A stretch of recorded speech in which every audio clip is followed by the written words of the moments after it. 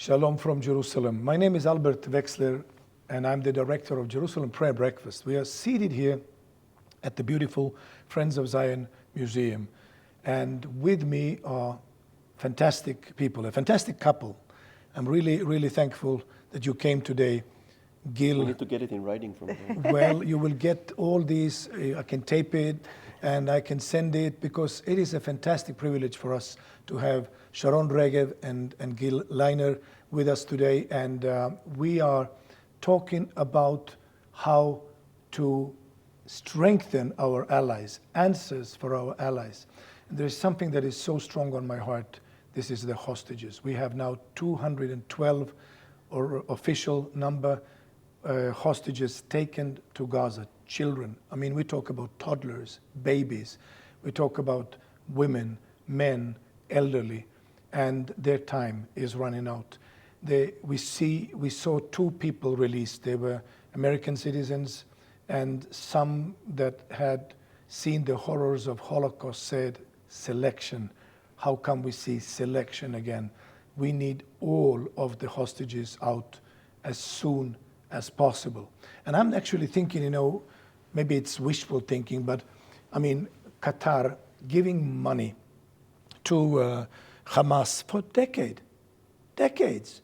And actually, it was Israeli government really allowing this money transfers to take place. Qatar being the country that runs Al Jazeera, Qatar being the country that hosts Ismail Haniyeh and Khaled Mashal. I mean, they have a major American military base in Qatar. Can somehow pressure be put on Qatar? Maybe there's other nations that needs to be pressured that can talk to Hamas, because somebody needs to talk to Hamas. Maybe I can tell you, and what I'm going to tell you is my own personal understanding as somebody who doesn't work for any particular, official Israeli body right now. I mean, Qatar is in a situation where it enjoys both worlds. All the richness and the wellness, I have nothing, can't hold it against them that they were lucky with all the findings. But then again, like you said, backing Hamas, friends of Iran, being able to manipulate public opinion in the Muslim and Arab world in particular through Al Jazeera. And the reward from the world is you get to host the World Cup. It seems that Grand Prix. Yeah, it seems that putting that traditional clothing on Leo Messi at the end of when he was hosting lifting the cup was the least of the world's problems when it comes to Qatar. But that's my view and my understanding. And I think there is some sort of an axis here, which, we talk a lot about axes these days, but there is a big connection there. There is a line that goes from Hamas to Qatar, not necessarily in that order, to Iran, to Lebanon, and to Russia. Lo and behold, you look at what is happening around us, you look at some of the resolutions, and maybe we can talk about it in the UN later. You look at the connections here, and you have to understand that there is, if not a mastermind, certainly a coalition of willing, which allowed what's happening right now, what happened on October 7th, and what's happening now in Gaza to happen. And those people do not have the well-being of the Palestinian people on their minds, and they do not have the well-being of the Western world on their mind. They have one thing in common, and that thing is they're bent on the destruction of the state of Israel the way we know it. There is no other way of putting it but that way. Now, we can talk as much as we like about dialogue and constructive dialogue and being able to help the life to continue and humanitarian aid, etc. But the fact remains that Qatar provided Hamas with suitcases of money, and you're right, Israel allowed it, probably because it felt it had no other choice. The Israeli government was pressured to do that. And the money went straight to Hamas. And from there, it went straight. We know where it went. We just saw the consequences just a little over 2 weeks ago. So Qatar, yes, plays a pivotal role here. And I'm not sure that I am the one who is doing is going to do the reckoning with Qatar. But I think eventually there will be a day of reckoning. But I think that the other part is that people around the world who are watching us now and thinking, what is it that we can do, is make sure that first you remember Second, whenever you see something coming out of Qatar or Al Jazeera in particular or those places, be very, very, very cautious about believing it or circulating it or forwarding the message. And always remember that strong connection between Hamas, Qatar, Iran is, if not the cause of what happened, is certainly something that helped it facilitate and will help facilitating it. And yes, hosting leaders of Hamas in Qatar over the years in those lavish hotels, allowing them to have all that money for their own personal use is certainly not something that's helping. If the world community is going to come and settle the score, I'm not sure. There are many interests in that part, but there's something that we can do as people, as regular people, as people who are on social media, as people who are everywhere, and that is to always remember and remind others of that particular destructive role that part of that regime plays. Who talks to Hamas? Quite frankly, I can tell you, like most Israelis will tell you, we're not that interested. It could be the Egyptians, it could be the Red Cross, it could be Turkey for that matter. It could be another country that may emerge and say, I'm going to be the one to negotiate with Hamas. But as far as Israel is concerned, when you talk about the hostages, and to those 212 captured now, we need to remember there are 4 Israelis who have been held captive by Hamas for close to 10 years. We're talking about Hadar Goldin and Oron Shaul, who their bodies, their corpses were never returned to Israel, and about the 2 other Israelis, Abera Mengistu and the name of the 4th one eludes me, who have been hostage by, they're hostages in Gaza for almost 10 years. So certainly, when you talk about the hostages and we talk about that, there is one unequivocal demand from Israel that return them and return them today, return them now. And that's the only call that's important. And for our friends and supporters around the world, the request is very simple. Echo the stories, echo the people, echo the personal stories of the kidnapped. There is not a single home in this country. Israel is a small country. It's a very closely knit society. There is not a single home that's not been affected. People we know who died, friends of people we know who were kidnapped, brothers and sisters of people who go to school with my son who, kidnapped or killed. And this is all over the place in Israel. So Israelis demand one thing, and that is bring the hostages home today. And the expectation is not through negotiations. We're not going to do any concessions on that. The expectation is pure and simple. You just release them today. The sooner you do it, we may be, more willing to consider other arrangements eventually long-term when it comes to the well-being of the people of Gaza. Because right now, if there's one thing that I can tell you for certain Hamas has lost on the Israeli side, is the goodwill of Israelis. A lot of Israelis had a lot of goodwill, not towards Hamas, but towards the people of Gaza. Isn't it also that Israel was almost feeling that Hamas has learned the lesson, and look, Islamic Jihad is attacking Israel, was it in August this year? Yes. And now Hamas didn't intervene. Yes, Hamas is reining them in. They were thinking it was a wrong concept. Well, concepts usually, they've proven wrong afterwards, but this is hindsight, Hindsight is always 20/20. Yeah. But at a particular moment in time, when you're a leader and experts tell you that Hamas is deterred and Yahya Sinwar is interested in governing Gaza much more than he's interested in perpetrating terror against Israel, there is a tendency to believe when you talk to other countries and they tell you what they heard through the Qatari and through others that Hamas is not looking for a conflict, then yes, you sometimes fall into those false conceptions. So obviously this conception has collapsed. But I think now when we're talking about, and there will be a lot of discussion about what happened and why.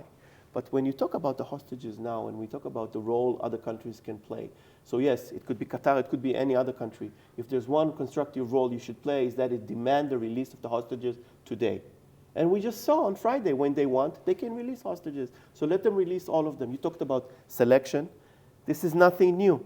I'm not talking about the Holocaust. In 1976, an Israeli airplane was kidnapped to Entebbe.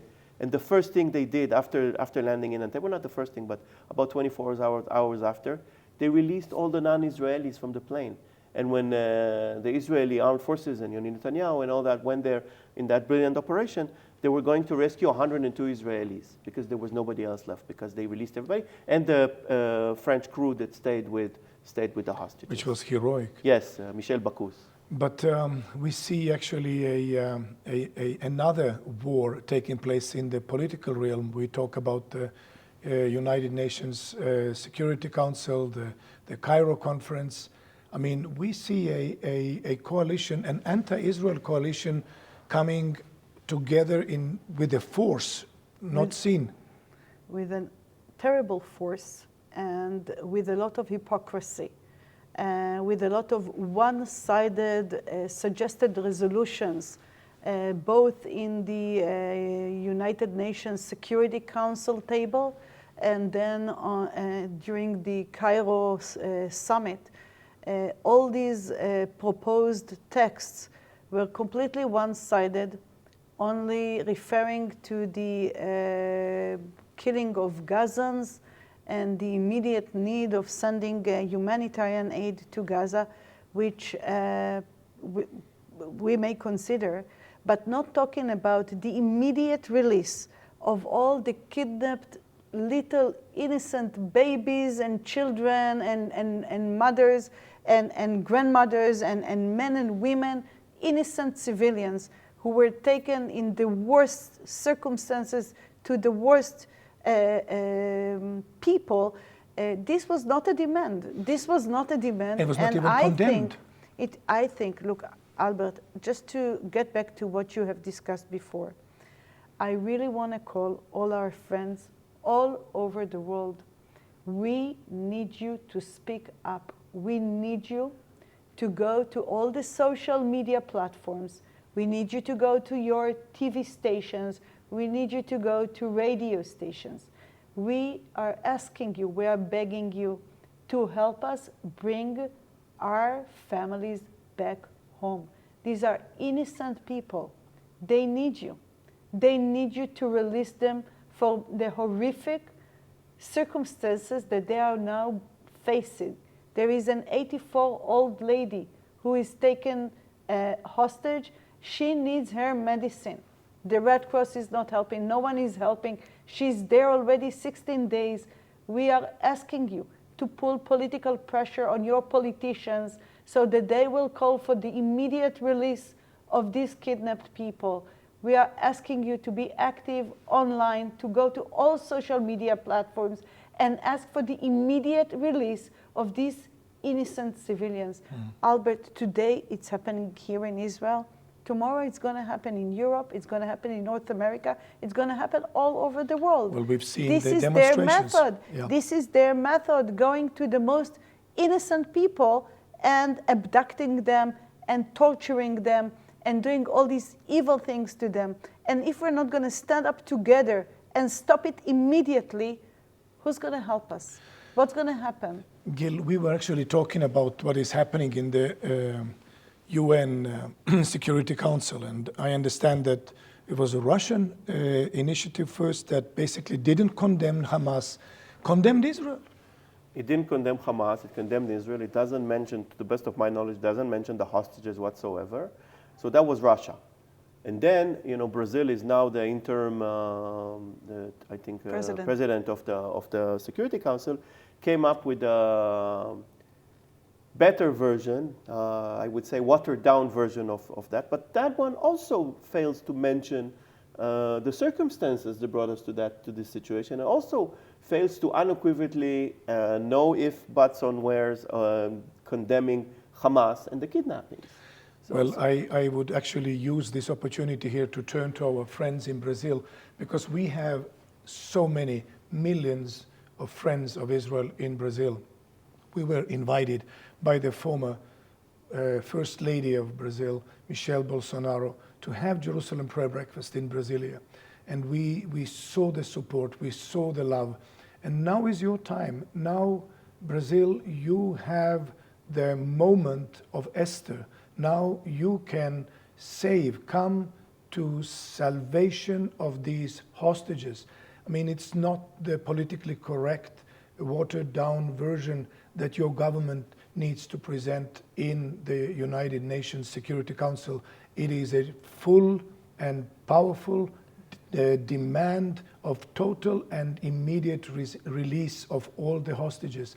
And I know you can pray, and I know you can go out on the streets with Israeli flags, and you can sing, and you can demand from your government that they would stand with Israel, because Brazil, I know Brazil loves Israel and Brazil stands with Israel.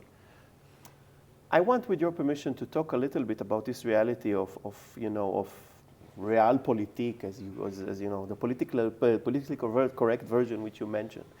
Let's take Iran for a second, okay? Iran has been arming Hezbollah to the teeth. 200,000 rockets. It has been arming Hamas. Backing Hamas.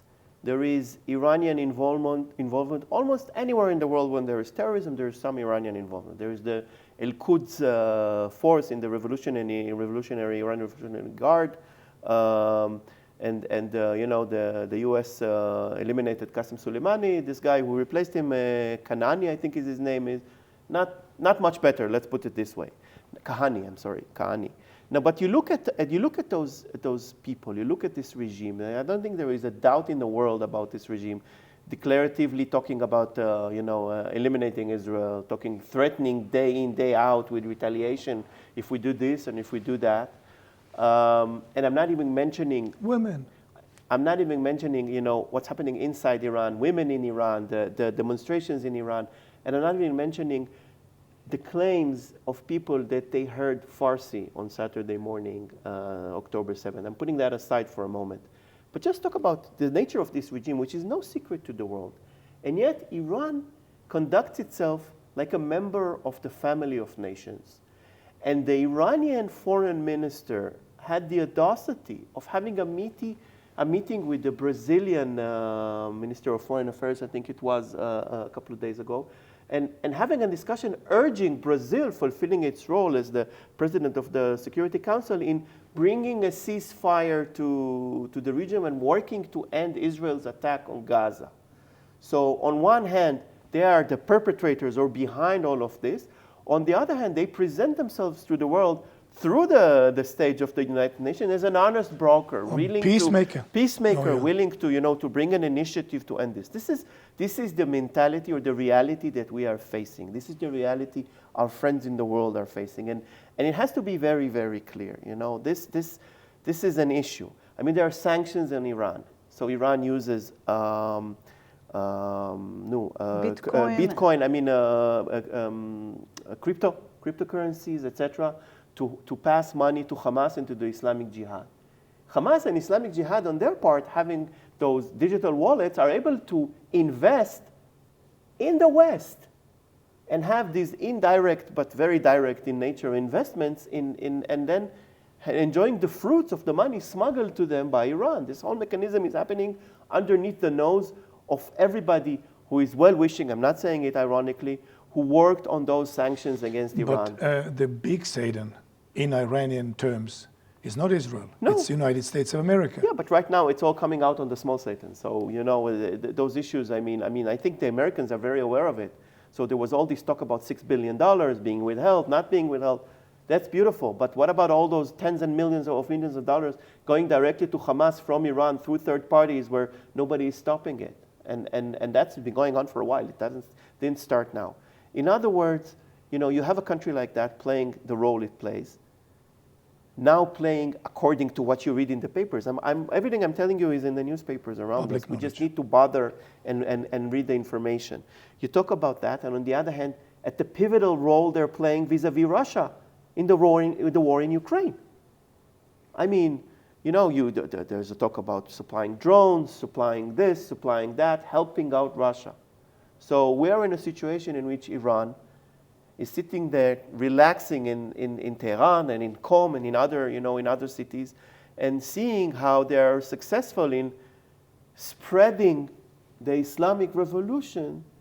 Khomeini started to talk about in the 70s and how it spreads in the world. And you talk about mercenaries in Afghanistan and in Pakistan and almost anywhere else. It's almost like if I'd have to describe it in a phrase, it would be terror for hire. I mean, whenever there is, a possibility of doing something of that nature, you would find the ugly fingerprints of that country, unfortunately. It's a strange thing also. We can see the world polarizing in the most curious lines, in my opinion. I mean, you have Black Lives Matter support Hamas. What's the connection even there? The climate activists supporting Hamas. I mean, I'm at loss of words, to be honest. I can describe this in one word, that is ignorance. Willful, definitely willful ignorance. Yes, well, willful, you know, some people used to say, to talk about blissful ignorance, you know, but this is willful ignorance. They're not interested, they don't care. It's our job to put things in context, like we said earlier. And they're not interested in the context because it doesn't serve, first, it doesn't serve the purpose when we talked about books and textbooks, etc. It doesn't serve the purpose of the people who are perpetrating this to have this context. But you talk about, the Afro-American movement in the US. The strongest and first and biggest supporters of Afro-American rights in the US was the Jewish community. Jewish lawyers, Jewish rabbis. Rabbi Heschel, who was standing shoulder to shoulder with Martin Marching Luther with King. Yeah. And Martin Luther King actually recognized that. And you read, you do the readings in what he said about Israel and about the Jewish people. He was part of it. So how did we find ourselves in this situation now? You know, it's baffling. It's mind-boggling. It's beyond words. But this is part of our reality. You know, you talk about activists. So you care so much about the environment, but you certainly do not care about the people who live in that environment, if you can be on that side. And again, if you are now pro-Hamas, it means that you are pro-Al-Qaeda on 9/11, and you're pro-ISIS and everything that was happening in the world and the massacres in Syria in the last 15 years. This is what you see. This is part of the reality we live in, and it comes from ignorance. It comes from people who are not interested, not willing, and are very, very shallow in their approach to what is an oppressor, who is an oppressor. But to our supporters and to our friends, I urge, don't waste your time on the people that you cannot persuade otherwise. I mean, it's very, very, it's like a rabbit hole. You go on social media, you start going into those fights, into those debates. You're going to spend a lot of energy. You're going to spend a lot of time on those 10, 15% that you are not going to be able to persuade. They will never join. Right. So you need to spend your time on the masses who are unaware and they don't know. And they need to learn. And I said this earlier in an earlier opportunity. It's not necessarily Israel, it's the Israelis. Talk about the hostages. Talk about the reservists who left home and went to the army. Talk about the people who need to go into bomb shelters. Talk about people who are on medication and for the last 2 weeks because of the anxieties and the inability to sleep at night. And that's number one. Number two is always remember the people in Gaza are not our enemies. I mean, no. Hamas is our enemy. If you support Hamas, you are certainly our enemy. But a lot of these people are hostages. In their own nature, have been for a long time. And it's not Israel's fault, and it's not Israel's responsibility. It's somehow that the rage falls on us. But we always need to remember, and it's very difficult to make this separation. It's very hard for Israelis to make this separation now. But we have to make it, and we have to always remember who the enemy is. And the enemy is Hamas, and who stands behind it. It's Iran. And other entities in the region. And those entities look and they see all this talk about, first the Abraham Accord, then they see this talk about Saudi Arabia, suddenly, closer to Israel. They look at that and they get very concerned. So it's no coincidence that all these things are happening. And I think Sharon said earlier in an earlier opportunity that it's all part of a larger game. And it is a part of a larger game.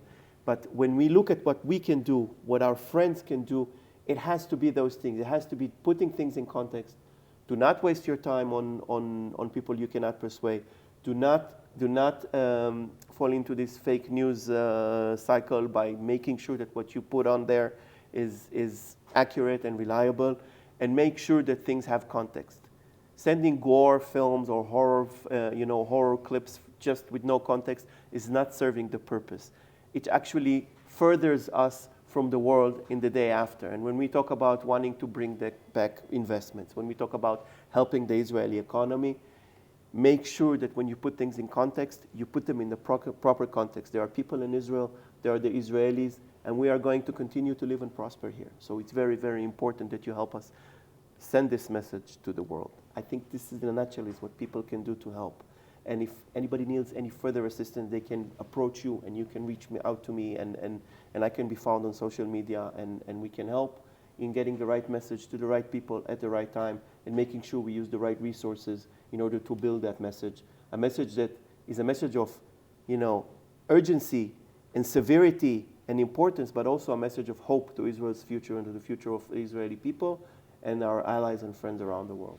Thank you, Gil. I want to add to that, Please. with your permission, Albert. I want to say again that when you look at the broader picture, you see that we are in the midst of a war between the democratic, peace-seeking, humane world against evil, vicious, dark world. This is it. It's simple as that. It's good against bad. This is it. And when you look at the coordination mechanisms that Iran has established, you know, the Foreign Minister of Iran is talking to all the 57 states that are part of the Organization of Islamic Cooperation, okay? The organization, the OIC, is a very important umbrella organization that brings together 57 countries with Muslim majority. And the Foreign Minister of Iran is talking to every one of them, trying to destroy Israel and trying to win this war. But do you think it will stop at that? Let's say he is successful. Do you think it will stop with that? Never. Never, ever. What starts with the Jews never ends with the Jews, for sure. So he has all these coordination mechanisms where he brought together to Lebanon and to Syria the representatives of the Palestinian Islamic Jihad, of Hamas, of Hezbollah, of the pro-Iranian militias in Iraq, of the Houthis in Yemen, who have launched missiles towards Israel, towards the southern city of Eilat just 2-3 days ago. We see it, we have to look at it with a broader frame and to understand that all our friends must be part of this political campaign. They must make sure that their voice is heard. It is heard by their politicians, so that next time that the Security Council is holding a debate or is holding a special convention, their voice is heard, and their countries look at whatever resolution is being put on the table and make sure it is not one-sided against Israel. That the call for the immediate release of all the innocent civilians who were kidnapped is right there, the first demand by their country. They have to make sure that their foreign minister and all their politicians are very much aware of their will to keep the free world free. And I think that when you look at the international arena, many times Israel finds itself in an uphill battle. And why is that? Because there are about 200 countries in the world today, about 192, if I'm not, or 3 members of the United Nations. And when you look at the demographics of these countries, you see that, as I said before, the OIC, the Organization of Islamic Cooperation, holds together about 57 countries, okay? And many times they are trying to come up with a joint message, joint campaign, joint resolutions on different United Nations forums and platforms. And then you see dozens of countries with Christian majority who are not taking an action or are not taking a very strong stand against this radical, fundamental ideology.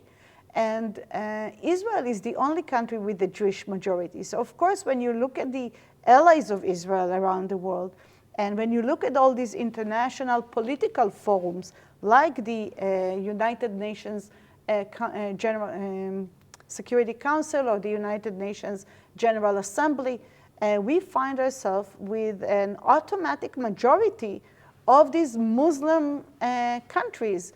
And again, we do have some Muslim countries that are moderate and they express a very, very moderate view. But when you look at all these coordination efforts by the Iranian regime, and you see that they are quite successful in many parts of the world, and when you see coordination between Iran and Russia, then you understand that this is a much greater game. It's a big picture. And we must make sure that all the countries that share the same idea of human rights, of respect to human rights and dignity and are seeking peace, they have to come together, and their political campaign must be strong, must be coordinated, and must be shown on all international political forums. This is the time. And we have to ask our friends to be active politically. They have to call their elected politicians and make sure that their voice is being heard.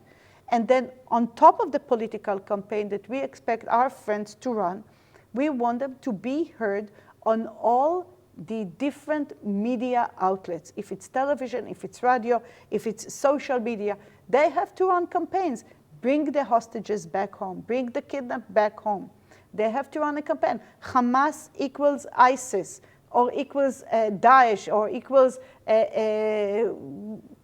Al-Qaeda. Because we just yesterday, our president, President Herzog, showed a poster that was found in one of the terrorists that entered the Gaza envelope on Saturday. And in that poster was a call for Al-Qaeda operatives to come and join the war of Palestine. So we see that all these terror organizations, if it's Al-Qaeda, and if it's ISIS, and if it's Hamas, if it's Hezbollah, if it's the Houthis in Yemen, all of them, they are coordinating.